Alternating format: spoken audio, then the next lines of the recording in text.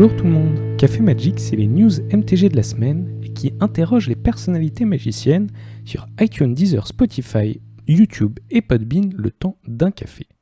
Cette semaine, des nouvelles de l'historique, du Brawl, du Duel Commander, du Modern Horizon 2 et des controverses. C'est parti pour l'épisode 60.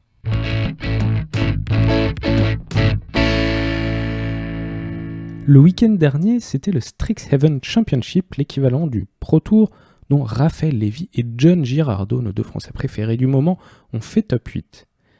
Jeskai Turns a été assez dominant, un deck bleu-blanc-rouge avec des brainstorms et des time warp pour gagner des tours supplémentaires. Et du coup, il y a eu un ban d'urgence très peu de temps après. Time warp a été banni.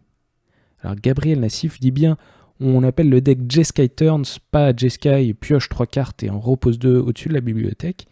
Mais quand même, le fait que Remue-Ménage n'ait pas été banni, ça fait pas mal parler parce qu'il paraît que ce serait la carte la plus puissante de l'historique et que c'est pour ça que le deck était pas puissant, pas spécialement pour Time Warp. En tout cas, tout le monde dans le top 8 jouait cette carte Brainstorm, mais on y voyait seulement 31 copies parce que Seth Manfield a décidé d'en jouer que 3. Donc au lieu de 32, il n'y en avait que 31. Est-ce que c'est pour ça que Brainstorm n'a pas été banni ? C'est un mystère. Ensuite, Modern Horizon 2 est sorti, ça y est. Il y a plein de decks sur Magic Online. Ça faisait 2 semaines que les joueurs et les joueuses pouvaient utiliser en Modern cette édition. Et donc on voit plein de decks différents. Et il y a notamment Urza Saga qui paraît être la carte la plus cassée, la plus forte. Sam Black, le joueur qui faisait partie de Wizard pour tester le set avec Brian Braunduin et Brad Nelson, a avoué que la carte n'avait pas été testée. En fait, la carte a subi de nombreuses itérations, elle a changé, et dans son itération finale, lui, il l'a vue, et malheureusement, il n'a pas eu le temps de la tester. En tout cas, cette carte, qui, je le rappelle, c'est un terrain enchantement, donc que tu poses gratuitement comme un terrain, qui, au premier tour, fait un mana colorless. Au deuxième tour, si tu l'engages et que tu payes 2, ça peut faire un construct, c'est-à-dire un token qui grandit en fonction du nombre d'artefacts que tu as. Au troisième tour, ça va fetcher un sort, un artefact, un sort colorless de coût converti de mana 0 ou 1. Pas XX ou un sort gratuit, il faut vraiment que ce soit 0 ou 1. Donc cette carte, ça fait revenir finalement plein de decks artefacts mid-range assez sympas dans le format, ce qui est plutôt cool, mais il y a aussi Amulette Titan, qui était déjà un deck très fort en moderne, qui a pour but, grâce à l'amulette de vigueur, de désengager des Boonsland, des Karuland, pouvoir faire plein de mana pour jouer un titan, Primeval Titan très vite et gagner un 6, c'était déjà un deck très fort et ça l'utilise très bien parce que Urza Saga, ça va chercher l'amulette. Ça fait en plus en late game un mini Field of the Dead, un champ des morts, parce que ça peut faire des constructs, puis le bouncer grâce au Boonsland et puis le rejouer et faire plein de constructs, même si ça joue pas beaucoup d'artefacts, et ça fait un bon plan de late game. Bon, on verra si ce deck est trop fort et que Urza Saga se voit banni, mais en tout cas, j'ai pas l'impression que ce soit jusqu'à un effet comme l'avait eu Urza lui-même lors de Modern Horizon 1 ou surtout Ogak. Donc pour l'instant, il y a plein d'autres decks qui sont joués, le format n'est pas encore résolu, et ça, c'est plutôt cool. Moi, en tout cas, j'ai pu ouvrir quelques boosters grâce à Wizard. Wizard of the Coast m'a envoyé quelques boosters pour ouvrir en stream, et j'en suis très reconnaissant. C'est un petit peu comme une reconnaissance du travail de Café Magic, donc j'étais très heureux de faire ça. J'ai partagé ce moment avec vous sur Twitch, et c'était très cool. Il y a eu quelques cartes sympas qui ont été ouvertes. La rediffusion est dispo sur twitch.tv/lecafémagic. Du coup, j'ai pu voir de mes yeux la diversité incroyable des traitements qu'il y a entre les différentes cartes. Il y a foil, edge foil, le promo foil, extended border, full art qui sont pas pareils. Il y a des all border avec bien sûr toutes les variations de foil, edge foil, promo, etc. Ça fait une variation extrême de différentes versions de chaque carte. Et en plus, les internautes ont remarqué que dans les foil old frame, donc les cartes qui ressemblent aux toutes premières cartes d'alpha mais qui sont foil, eh bien parfois il y avait des variations dans ce même foil parce que normalement l'illustration ne devrait pas être brillante, irisée foil, c'est que le cadre, et bien parfois ça arrive que toute la carte le soit. Et apparemment Wizard a dit que c'était une erreur, c'est qu'une exception qui se retrouve malheureusement dans quelques boosters. En tout cas, toutes ces versions, ça doit être pénible pour les vendeurs, mais finalement, c'est plutôt sympa pour nous, on a ce qu'on veut. D'ailleurs, si vous comptiez jouer des Fetchland un jour dans votre vie, c'est le moment d'acheter les Fetchland de couleur ennemie. Ils sont au moins chers en ce moment pendant, je pense, à peu près une semaine, et je pense qu'ils vont bien remonter. Là, on ouvre des boosters à fond, donc ça arrive sur le marché. Si vous voulez des lacs de montagne bouillants, c'est le moment. En plus, Guillaume Gauthier nous dit dans l'oreillette que c'est un format de draft formidable, donc profitez-en. Modern Horizon est là, amusez-vous bien. Sinon, Brawl maintenant, le Brawl historique en particulier, passe de 60 à 100 cartes. Et oui, ça ressemble encore plus au Duel Commander, ce qui est plutôt un concept sympa, du Duel Commander sur Arena à peu près. 100 cartes en singleton, ça fait plus de variance qu'avant, ce qui est plutôt finalement bienvenu dans un format historique qui possède déjà beaucoup de cartes et des cartes très puissantes. Je rappelle que par exemple Retour au pays ou Foudre sont légales dans ce format grâce à Strixhaven et ses Mystical Archives.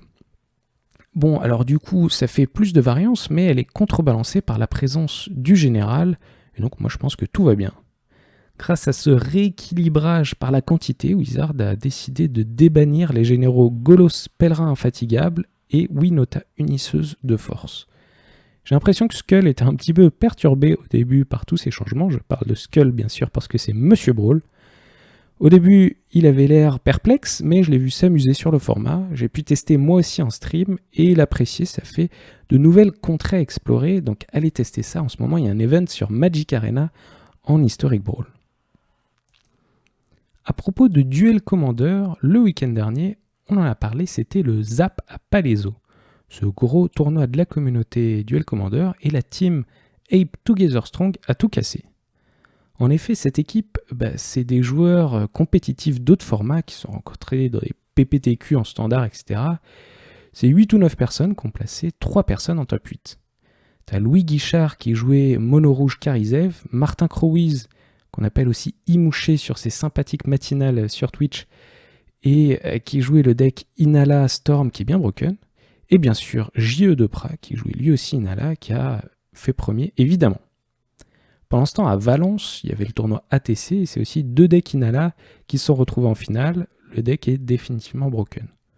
Qu'en est-il de nos chers podcasters Mage, Théo et Charles ? Charles a fait un résultat un petit peu moins bon avec son deck Léovold, mais au moins il a joué des jolies cartes. Et Théo, qui avait bien trash-talké sur le Discord de Magic Biquette, malheureusement, il s'est pas levé.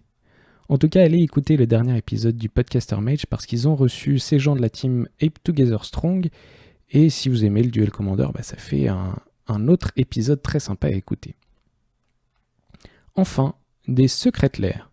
Il y en a tellement des Secret Lair que j'avais dit que j'arrêterais d'en parler. C'est ces petits boîtiers vendus directement par Wizard avec quelques cartes, 5 ou 6, avec des illustrations alternatives.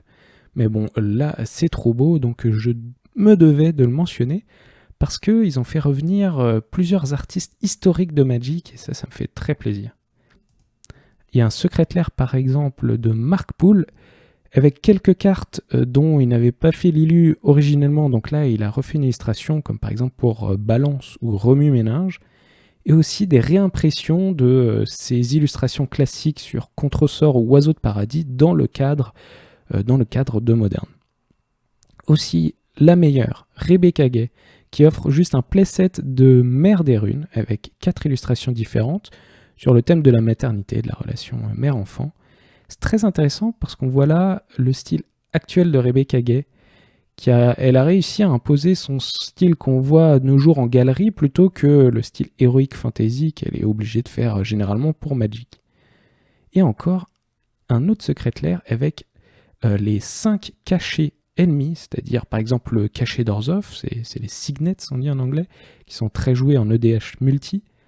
Et donc c'est cachets en all frame et foil, mais surtout illustré par Dan Frazier, qui est l'illustrateur original des MOX, et donc on a des cachets faits dans ce style tout particulier avec l'espèce de fond en papier très coloré des MOX originales. Waouh, c'est vintage et assez cool.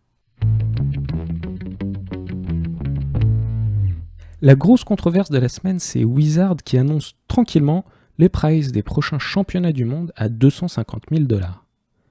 C'est fou parce que initialement, ce prize pool avait été annoncé à 1 million de dollars, donc ça fait un sacré cut et une sacrée réduction de 750 000 dollars de ce prize pool.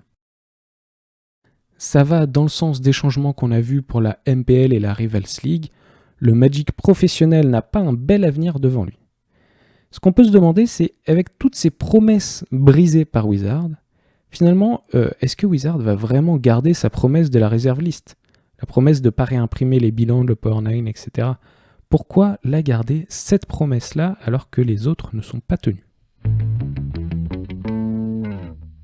En ce moment, c'est l'Euro, on parle de foot.